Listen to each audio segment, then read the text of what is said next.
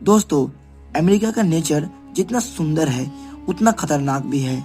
वहाँ हर साल 1000 से भी ज्यादा बवंडर आता है और ज्यादातर बवंडर की हवा की स्पीड 500 किलोमीटर तक भी पहुंच सकती है, जो किसी भी कार बाइक को हवा में उड़ा सकता है और किसी भी घर को तबाह कर सकता है। साल 1999 में अमेरिका में आया हरिकेन ह्यूगो इतना ताकतवर था कि उसने 7 राज्यों में तबाही मचा दी, जिसमें 100 से ज्यादा लोगों की जान चली गई और अरबों का नुकसान हुआ था।